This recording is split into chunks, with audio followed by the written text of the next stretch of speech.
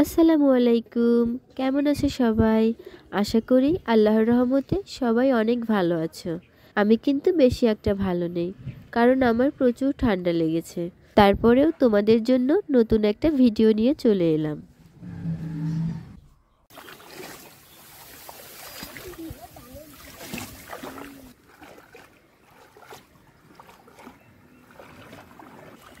আজকে আমরা গিয়েছিলাম আমাদের বাড়ির পাশে ছোট্ট একটা বিলে শাপলা তোলার জন্য।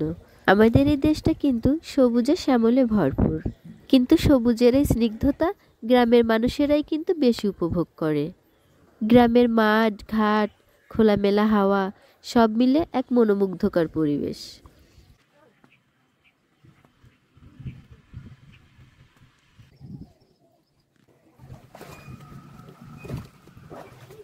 আর শাপলা ফুলের কথা তো না বললেই নয়।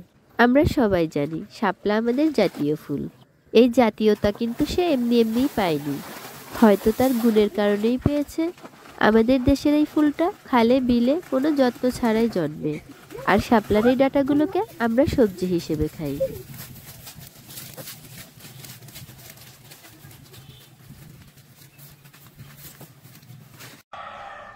আমি কিন্তু আজকে ফুলগুলো ফেলবো না, কারণ এই ফুল আর ডাল মিশিয়ে মজাদার শাপলা ফুলের বড়া বানাবো। ইলিশ মাছ দিয়ে ডাঁটাগুলো ভাজি করব। প্রথমে শাপলার ডাঁটা থেকে ফুলগুলোকে আলাদা করে নিব।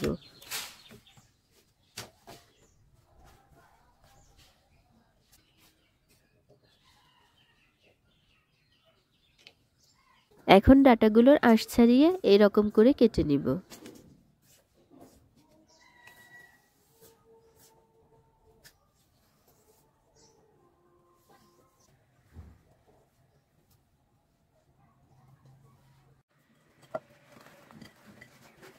শাপলার এই ডাঁটাগুলো কাটা হলে ফুলগুলো বেছে কেটে নিব।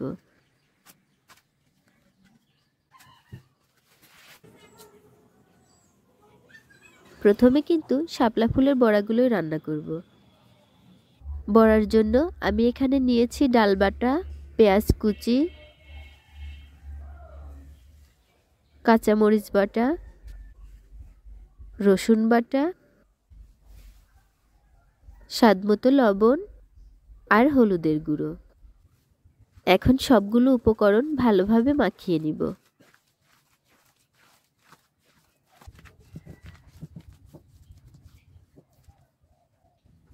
তারপর অল্প অল্প করে শাপলা ফুলের পাপড়িগুলো দিয়ে আবারও ভালোভাবে মাখিয়ে নিব।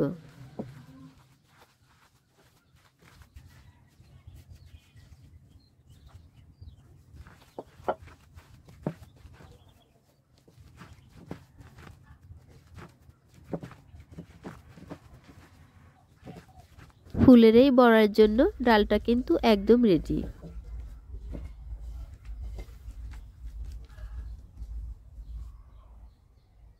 এখন কড়াইয়ে পরিমাণ মতো তেল দিয়ে বড়াগুলো ছোট ছোট করে ভেজে নিব।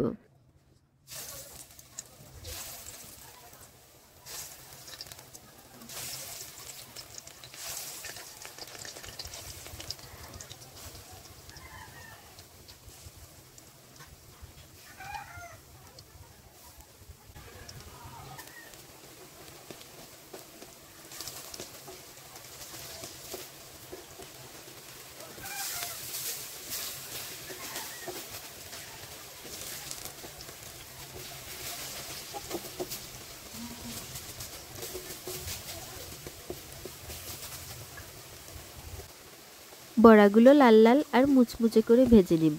শাপলা ফুলের এই বড়া কিন্তু খেতে অনেক মজা।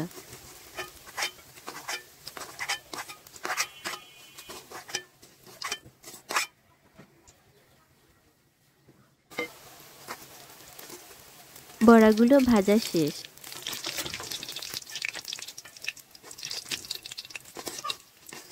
শাপলা ডাঁটা ভাজির জন্য এই কড়াইয়ে পরিমাণ মতো তেল দিয়ে দিব।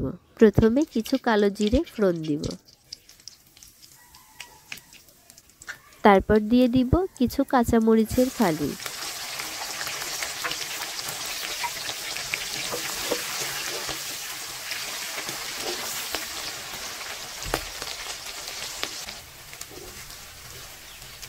মরিচগুলো একটু ভেজে নিয়ে দিয়ে দিব পেঁয়াজ কুচি।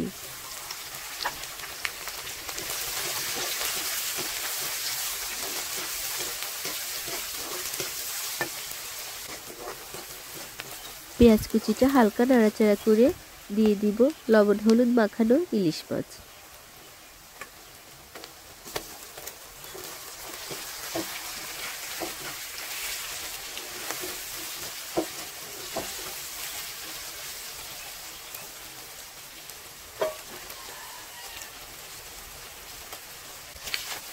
মাছগুলোকে একটু ভেজে ভেঙে দিব।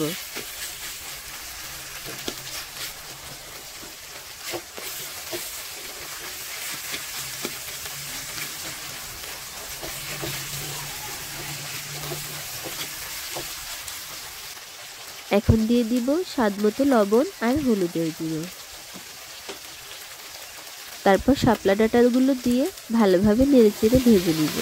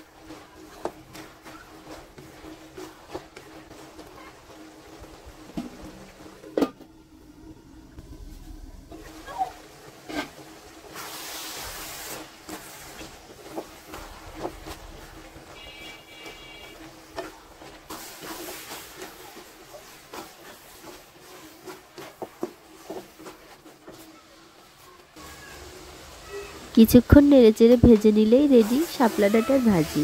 খেতে কিন্তু অনেক মজা লাগে।